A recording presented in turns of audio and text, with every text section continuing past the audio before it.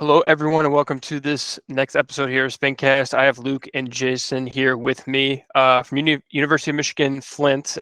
So I'll hand it off to them here to let them introduce their program and kind of where they're located.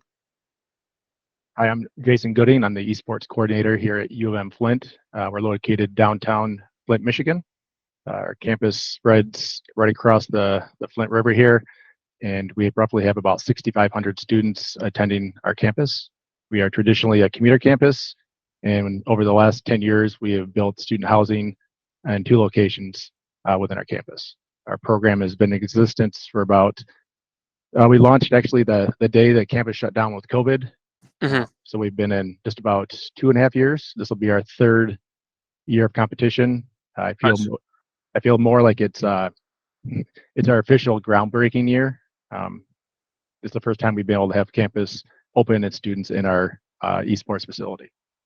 Gotcha. Awesome. Well, kind of going right into it here. Are you guys more like varsity oriented? Do you have both varsity and club? How does it kind of look like? You want that one, Luke? Sure. We are a varsity program, but but we're open to like any game possible. So we aren't like a specific varsity club where it's just like we're focused on certain games. We're open to like any game that any student wants to join. Almost similar like a club, but we have that like professional aspect still. Gotcha. Yep. So we also we're members of NACE, and based on NACE's guidelines, we would fall into that varsity level. So we do have a couple teams that we do have competing at the varsity premier level within NACE, and then we have multiple other teams competing in the lower brackets and other random tournaments. Gotcha. About how many players or teams do you guys currently have total? I think we have 19 teams with pretty close to around 100 players competing across. Gotcha. What games currently do you guys compete in? Let me pull up a list real quick. Okay. I know 19's a lot. So. Yeah. So we have Rocket League, Valorant, Overwatch, Apex, League of Legends, Fortnite, CS:GO, Super Smash Bros, Call of Duty, Rainbow Six Siege, iRacing, FIFA, NBA, Madden, Mario Kart, Fall Guys, Brawlhalla, chess, and Multiverses. Awesome. Yeah, you basically cover most games there. Do you guys also do like A, B teams or like varsity JV or however you guys kind of call it? Mm-hmm. Yeah, we do. Yep. I'm sorry. Yeah, we have like maize and blue teams. Okay. Yeah. And the way the program works is that, I'm trying to keep it open to all students, and we let them join based on their skill levels. So I'm really not turning anybody away. Our biggest concern would be outgrowing our space, which would be a good thing. That means that students are staying active and being involved.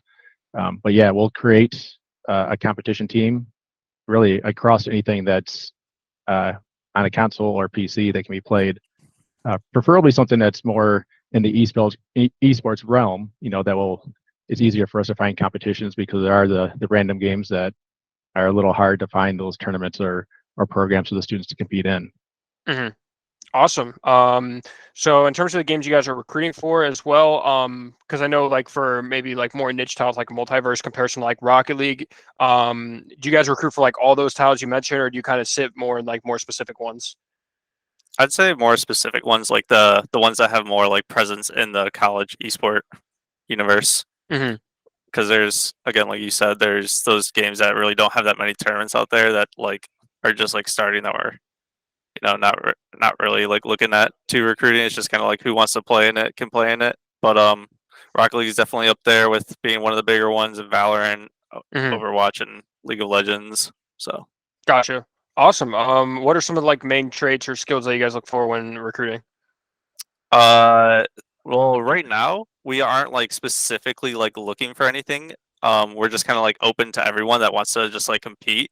But there is like that niche of like, we are like looking for like people who have like that high ranking capability of like being able to play at the higher level, that like will be able to start for like a main roster.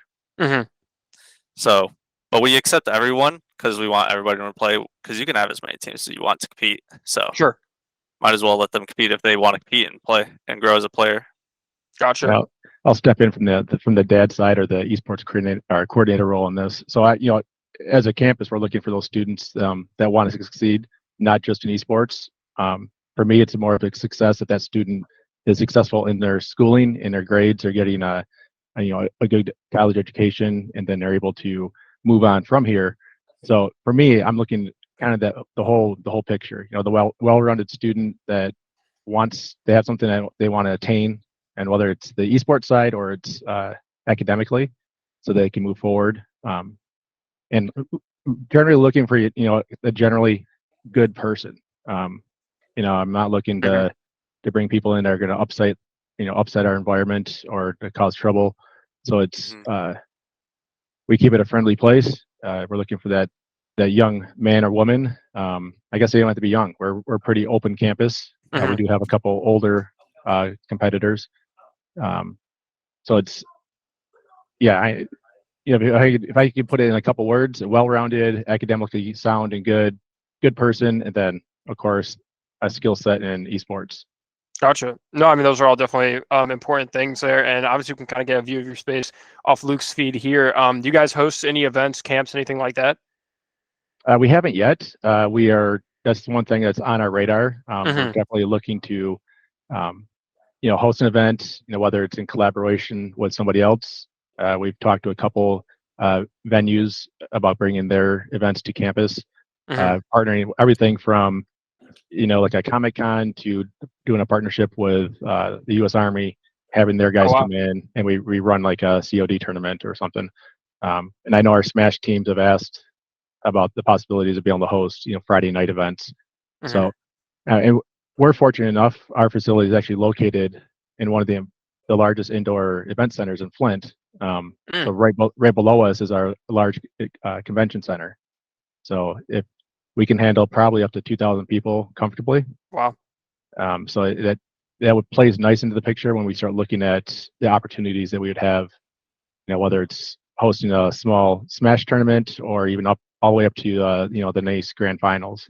Gotcha. No, that's really cool. Provides a lot of like unique opportunities, like Comic-Con. Like you say, you couldn't do that in like your generic, normal collegiate esports facility per se, but in a convention center makes it a lot easier. Do you guys like recruit for, kind of look for students that can help in like non-player roles as well, like broadcasting, coaching, managing, anything like that? I mean, I know Luke mentioned before we even got on here that he's an assistant manager, so I guess if you want to speak off that. Yeah. So I started off as just a player, and Jason was looking for extra help, and then he reached out for like in the Discord asking if anyone was interested. I was like, I'm interested. Might as well. I love esports. I could see it pursuing it as a hobby, or not a hobby, but like a professional career. So I asked him and I applied, and here I am. And we're also just like reaching out to other students as well when we're like introducing esports. We're like, hey, if you're not into esports, like there's also you can join that just to help out if you're into social media, streaming, managing teams. So, gotcha. Yeah. So we're actually looking. From my point, I'd be looking at. I need as many non-gamers as I do the students that are competing. Just to give those students part of one of our goals with the program is to make sure the students that are in academic programs on campus are able to use those skills or what they're learning in the classroom in a real world facility. And as well as anybody else, the esports industry is booming right now. So to be able to give somebody that's in the communication program or even nursing or PT, give them the opportunity to come in and work with students in our facility, or they can be part of it. They feel they're in the esports program as well, and then they can translate those skills they learn outside into the real world. That's awesome for sure, and very important to be able to see if it's something you even like doing. Like if Luke just kind of hated managing, well, he'd know that before he left and tried it somewhere else where it might not be as comfortable, stuff like that. So I know we kind of get a very brief snapshot of it behind Luke here, but what does kind of like your facility space look like if you kind of just want to describe it? Well, we have roughly 20 to 22 Alienware R11s, all the 144 hertz 24-inch monitors. That's the minimum specs. The competition area, we have 6 R11s. Everything has 3080s in them. The competition wall area would be 27-inch monitors, 240 hertz refresh rates. We do have 2 iRacing simulators. One is full motion. So it's got, it'll shake and bump you around with 3 32-inch monitors in curve for you to look out. And then with the second one scaled down a little bit, it's still 49-inch curve Samsung display, 3080, racing cockpit. So those are both pretty cool. Then we have like 7 or 8, large screen TVs around the room, dedicated space for the consoles. So we have Switch, Xbox, PS5. Am I missing anything, Luke? Can't forget the UM Flint Esports sign on the wall with the glowing Flint logo. That's the best part. Yeah, right. Forgot about that's the first thing you notice when you walk in. Yeah, gotcha. Did Go ahead. I might even be able to switch a camera here if you want to take a peek. I don't know if I can do that or not. Yeah. Well, honestly, if you just like Google UM Flint Esports, just on Google, you'll see like a ton of pictures of the inside of this place. Gotcha. And that's going to be a no for the camera. So I thought I had it hooked up. No worries. What does your I'm sorry, off that, did your facility get built like when your program got started, like you said, in like 2019, right during like COVID, or was it built later on? So actually, so the program itself has been my baby. I was the one that did all the legwork and requesting the funds as it moved forward. So as it launched as we locked the doors in 2019, 2020, it was basically me running the program out of my basement and having my older son help me stream and just get things going, building a Discord, reaching out to students at campus. We had like 14 students the first year. The second year, which would have been this past academic year, I was able to build the lab. I'm a one-man show, so I built the lab out myself with the help of Facilities for Paint, done all the networking infrastructure, game setups.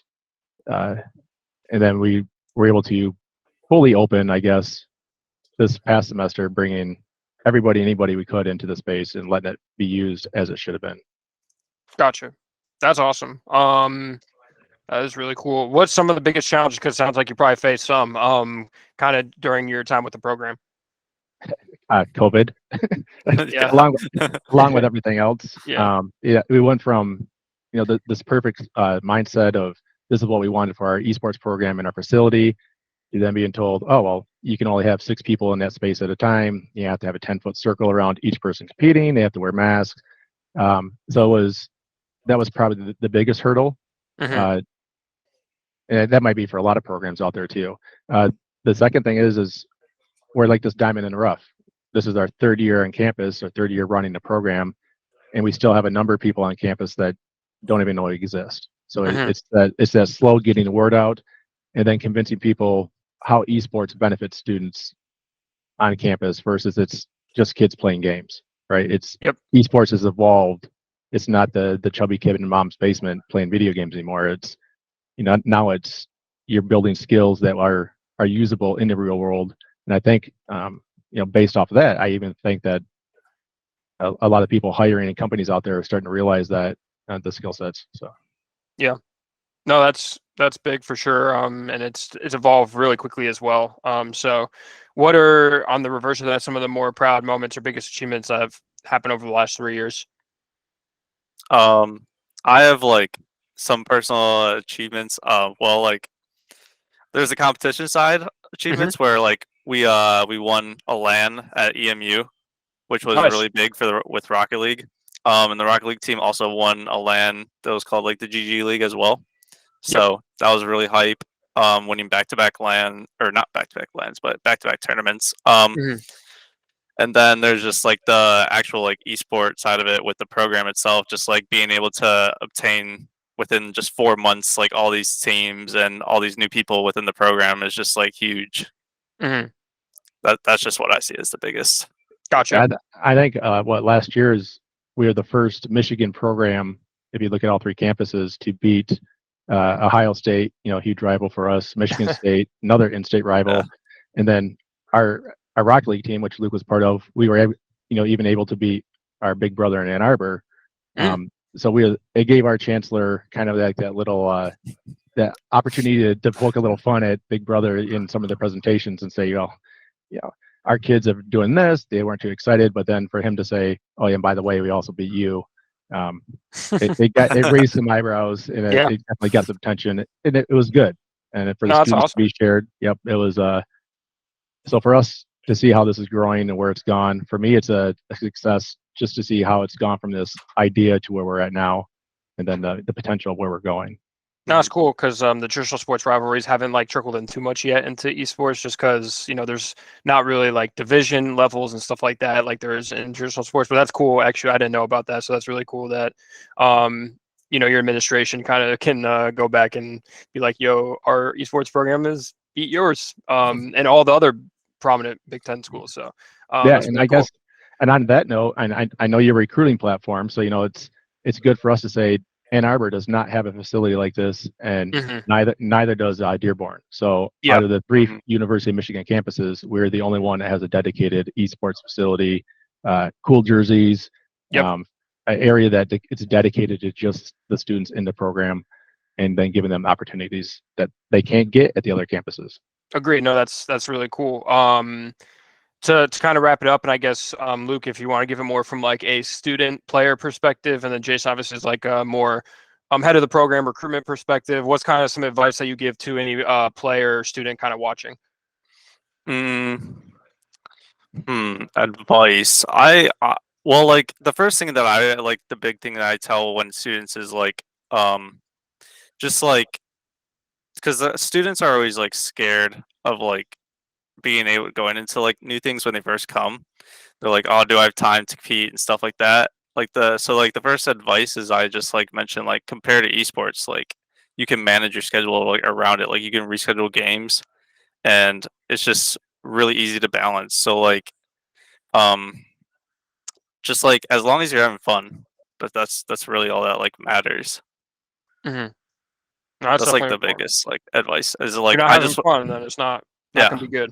Yeah, just make sure. I don't want them to go to college and then just like end up hating it. Like, Yep. yeah. So, yeah.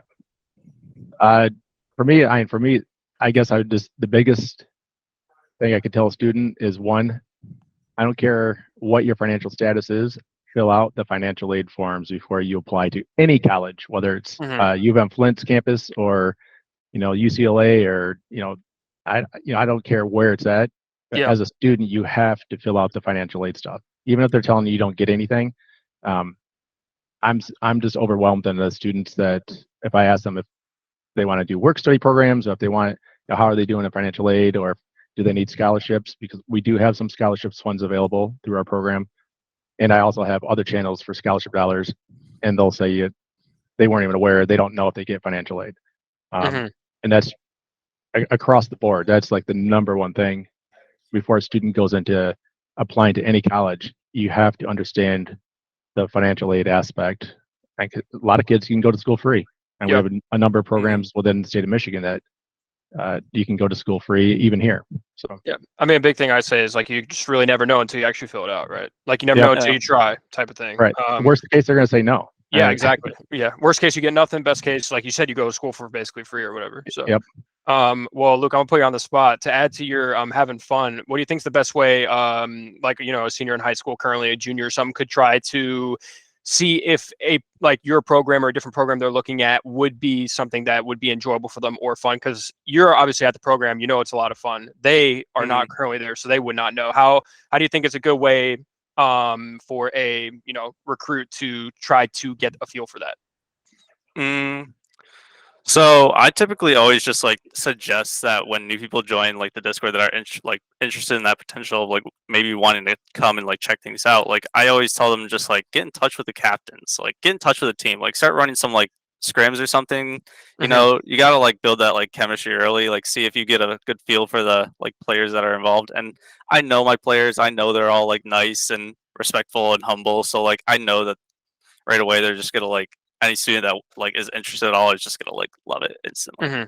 So awesome. That I definitely, that's a good way to do it. Kind of try to see if you can get comfortable with the team. Because obviously if for whatever reason you don't mix well or mesh well with the players, then it's going to be a little tough too. And then a big one for me too is I always recommend campus visits too. Just because obviously with COVID, probably made it very difficult. Like you said, it probably would be hard to have a recruit that came in to even visit the facility. But now, it's a good field to just view the campus. You get to meet whether it's Luke, Jason, or whomever other staff there in person. It's just easier to get a feel for it. And even potentially like scrimming with the team in person as well and kind of see all that interaction too. So, but that's definitely a great point. It's kind of being able to try to play with the team before you actually, commit to a school or something like that as well. So, cool. Anything else to add to that or, good there? No, I think you probably hit the nail on the head. It's campus visits, or if there's a student, especially within Michigan or the regional areas around here, if they have a decent program or they want someone to come to their school, if they have a esports program within a high school, I'm always up for a road trip, and I'll drag Luke along with me and probably another recruiter, and we'll come visit, talk to the kids, and share some of the stuff. Flint is usually overlooked because as like a diamond in the rough. Everybody's heard of Flint and thinking for the bad things, but I think once you came down to campus, 90% of the time it's like, oh, I didn't even know this was here. This is a great place. So, campus visits, mesh with the team that's already playing. If that chemistry is not there for whatever reason, it wouldn't be a good environment for you or the other team. So, 100%. When I'm recruiting students like that, like haven't been to campus or anything like that, once I start getting down into it, showing them campus, like describing the esports program and where we're like trying to go with it, they all of a sudden their eyes just like bright up and they're like, oh my God, I never knew this about Flint. Like this seems awesome. I want to come to Flint. Yeah, it's from players I talk to and stuff too. It's very rare that you have a player that goes on, let's say, 3 campus visits and they're not coming back from at least 1 or 2 of them being like, yeah, I'm going there. It's usually just like an immediate thing. While if you're talking online, virtual tours, obviously not everyone can. If you're recruiting a player from Florida, it might be tough to come all the way up to Michigan. Things like that. But if you're able to, that's usually my biggest recommendation because it's just the easiest way to get a feel for it. There's really nothing that replaces that. Whether it's a virtual tour, playing with the teams online, it's just different. So. It's funny you say that. I'm actually talking to a guy from Florida who wants to come up to play at Flint. Well, there you go. Well, hopefully he can come take a tour then, and you can lock that in. But either way, that's generally what I always recommend. And like you mentioned, off kind of goes with that is like playing with the team, get a feel for it. Don't just blindly kind of be like, yeah, I'm coming. You guys, seem like a pretty talented team. That's it. Because if you get there and it's kind of like, they're too loud or crazy for me or whatever the case may be, then like you said, it won't be fun. And if it's not fun, then you're going to be transferring. So, and you don't want to be transferring. Well, cool. I appreciate you guys for coming out, taking the time to hop on here. I'll hand it back to you guys real quick to link any socials or places where any students watching can learn more about your program. You can reach us by email at flint.esports@umich.edu. Our website is umflint.edu/esports, and actually that site will be brand new and updated hopefully by Monday. We also have our Twitch stream, which is UMF_esports at Twitch. Twitter. Same UMF, handle. Yep, same handle, UMF_esports. What's the Snap? We have Snapchat, right? I'd say Facebook, but I'm old, so it doesn't exist anymore. Yeah, pretty much all the social media is just UMF_esports. If you want to just like follow us on anything. Awesome. Well, thanks again, Luke, Jason. For anyone checking this out, go ahead and check them out. They beat up all the best schools in the Big Ten. They have sick jerseys. Looks like a really nice facility. So go check them out, and I will see everyone on the next episode.